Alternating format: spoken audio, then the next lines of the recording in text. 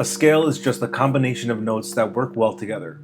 Every song that you listen to is written in a certain scale, and today we're going to learn all the scales that you need to know to be able to play songs that you love.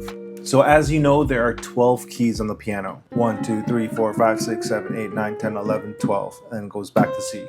Each one of these keys has its own specific scale. And there are many scales out there. There's probably like hundreds of scales out there, but today we're just going to focus on the major scales. The reason why knowing your scales is so important is because when you're learning a song either by ear or by reading sheet music, you can look at the side of the song and see what scale the song is in, and you can know what notes you're allowed to play and what notes you're not allowed to play. For example, this song, Clocks by Coldplay, is in the A-flat major scale.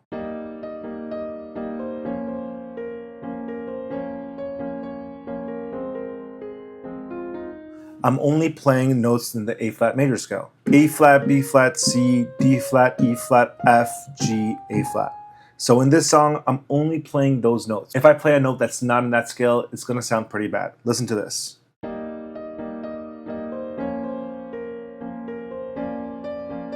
This D is not in the scale and it just sounds terrible. So if you're learning a song by ear, knowing the scale in the beginning of the process will make it much easier because you'll know what notes you're allowed to play and what keys you're not allowed to play. The formula that makes up a major scale is with whole steps and half steps. A half step is when you play a note and you go directly to the next note. So if I'm on C, the next note is going to be the C sharp. That's a half step. From D to D sharp is a half step. From E to F is a half step. Because I'm not skipping any note, I'm going directly to the next one. A whole step is when you skip a half step. So you go to your first note and you go up a whole step by skipping a half step. So from C to D is a whole step because I'm skipping the C sharp. Same thing with the F. Let's go to F, then G is the whole step. Let's go to F sharp. The G sharp is the whole step from the F sharp because I'm skipping the G, which is the half step. So in order to make a major scale, we use this specific formula. You play 2 whole steps, 1 half step, 3 whole steps, and 1 half step. Let's build the E major scale. Let's start on E. Now we need 2 whole steps. So from E to F sharp is a whole step. From F sharp to G sharp is a whole step.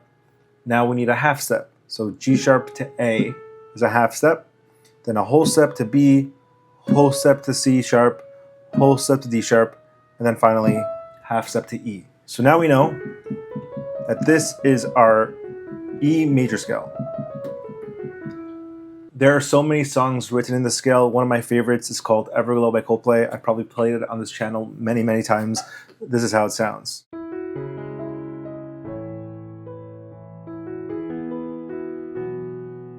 Now I'm going to play a note that's not in the scale. I'm going to play the D, and it's going to sound pretty bad.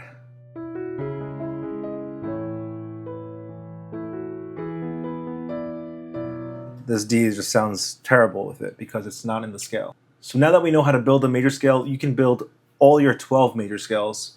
But if you're lazy like me, you don't necessarily have to use that formula. You can just look at the circle of fifths. And this just organizes all the 12 notes in fifths. So the circle of fifths starts with a C. And it says that the C has 0 sharps. So you just play from C to C with no sharps.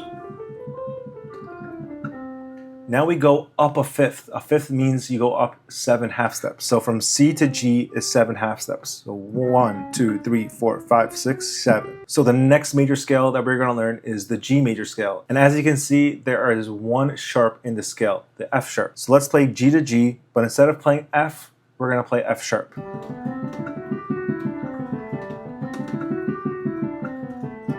A fifth from G is going to be D. 1, 2, 3, 4, 5, 6, 7, D.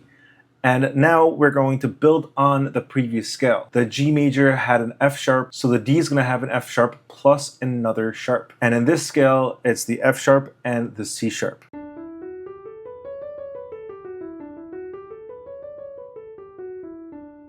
Next, we have the A, which builds up on the previous ones. So we're going to have the F sharp and the C sharp plus the G sharp. And you can go through the whole entire circle, counterclockwise or clockwise, and learn every single scale out there. To make this easier, I have a PDF in the description that you can download that has all the scales laid out, all the notes with all the fingers that you can use to play these scales. Every single song that you're going to play is going to be in one of these scales.